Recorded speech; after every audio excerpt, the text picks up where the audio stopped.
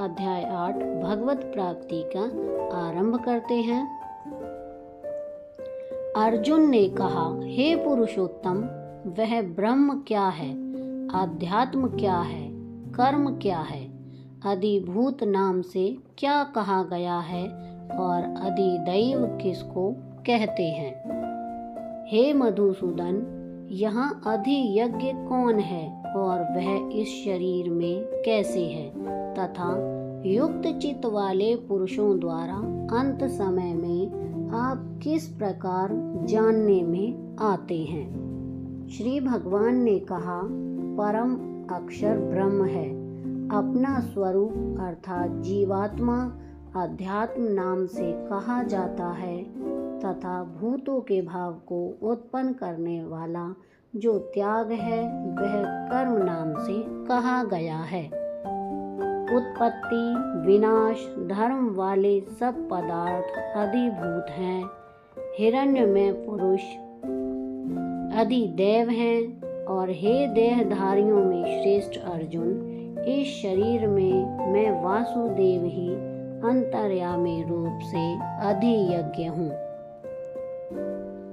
जो पुरुष अंत काल में भी मुझको ही स्मरण करता हुआ शरीर को त्याग कर जाता है, वह मेरे साक्षात स्वरूप को प्राप्त होता है। इसमें कुछ भी संशय नहीं है। हे कुंती पुत्र अर्जुन, यह मनुष्य अंत काल में जिस जिस भी भाव को स्मरण करता हुआ शरीर त्याग करता है, उस को ही प्राप्त होता है, क्योंकि वह सदा उसी भाव में भावित रहा है। इसलिए हे अर्जुन, तू सब समय में निरंतर मेरा स्मरण कर और युद्ध भी कर। इस प्रकार मुझ में अर्पण किए हुए मन बुद्धि से युक्त होकर तू निसंदेह मुझको ही प्राप्त होगा। हे पार्थ, यह नियम है कि परमेश्वर के ध्यान के अभ्यास रूप योग से युक्त दूसरी ओर न जाने वाले चित्त से निरंतर चिंतन करता हुआ मनुष्य परम प्रकाश रूप दिव्य पुरुष को अर्थात परमेश्वर को ही प्राप्त होता है। जो पुरुष सर्वज्ञ अनादि सबके नियंता, सूक्ष्म से भी अति सूक्ष्म सबके धारण पोषण करने वाले अचिंत्य स्वरूप सूर्य के सदृश नित्य चेतन प्रकाश रूप और अविद्या से अति परे शुद्ध सच्चिदानंद घन परमेश्वर का स्मरण करता है, वह भक्ति युक्त पुरुष अंत काल में भी योग बल से प्रकृति के मध्य में प्राण को अच्छी प्रकार स्थापित करके फिर निश्चल मन से स्मरण करता हुआ उस दिव्य रूप परम परमात्मा को ही प्राप्त होता है।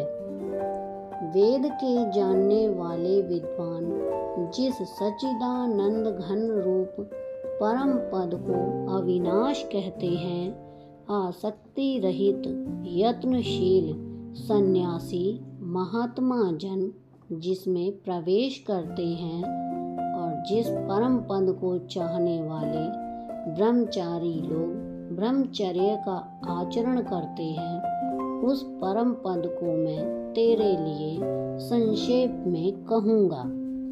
सब इंद्रियों के द्वारों को रोककर तथा मन को हृदय में स्थिर करके फिर उस जीते हुए मन द्वारा प्राण को मस्तक में स्थापित करके परमात्मा संबंधी योग धारणा में स्थिर होकर जो पुरुष इस एक अक्षर रूप ब्रह्म को उच्चारण करता हुआ और उसके अर्थ स्वरूप मुझ निर्गुण ब्रह्म का चिंतन करता हुआ शरीर का त्याग कर जाता है, वह पुरुष परम गति को प्राप्त होता है। हे अर्जुन, जो पुरुष मुझ में अनन्य चित होकर सदा ही निरंतर मुझ पुरुषोत्तम को स्मरण करता है, उस नित्य निरंतर मुझ में युक्त हुए योगी के लिए मैं सुलभ हूँ, अर्थात उसे सहज ही प्राप्त हो जाता हूँ।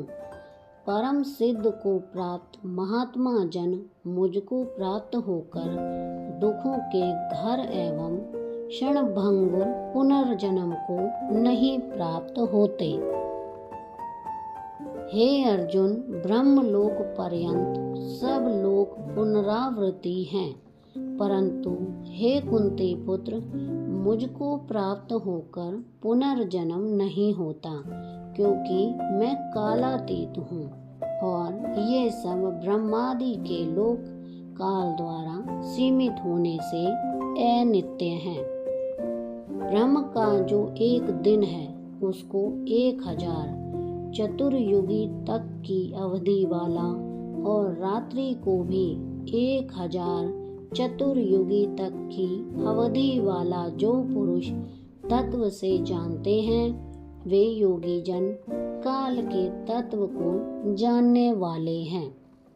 संपूर्ण चराचर भूतगण ब्रह्मा के दिन के प्रवेश काल में अव्यक्त अर्थात ब्रह्मा के सूक्ष्म शरीर से उत्पन्न होते हैं और ब्रह्मा की रात्रि के प्रवेश काल में उस अव्यक्त नामक ब्रह्मा के सूक्ष्म शरीर में ही लीन हो जाते हैं। हे पार्थ, वही यह भूत समुदाय उत्पन्न होकर प्रकृति वश में हुआ रात्रि के प्रवेश काल में लीन होता है और दिन के प्रवेश काल में फिर उत्पन्न होता है। उस अव्यक्त से भी अति परे दूसरा अर्थात विलक्षण जो सनातन अव्यक्त भाव है, वह परम दिव्य पुरुष सब भूतों के नष्ट होने पर भी नष्ट नहीं होता। जो अव्यक्त अक्षर इस नाम से कहा गया है, उसी अक्षर नामक अव्यक्त भाव को परम गति कहते हैं तथा जिस सनातन अव्यक्त भाव को प्राप्त होकर मनुष्य वापस नहीं आते, वह मेरा परम धाम है। हे पार्थ, जिस परमात्मा के अंतर्गत सर्वभूत हैं और जिस सच्चिदानंद घन परमात्मा से यह समस्त जगत परिपूर्ण है, वह सनातन अव्यक्त परम पुरुष जो अनन्य भक्ति से ही प्राप्त होने योग्य है। हे अर्जुन, जिस काल में शरीर त्याग कर गए हुए योगी जन तो वापस न लौटने वाली गति को और जिस काल में गए हुए वापस लौटने वाली गति को प्राप्त होते हैं, उस काल को अर्थात दोनों मार्गों को कहूँगा।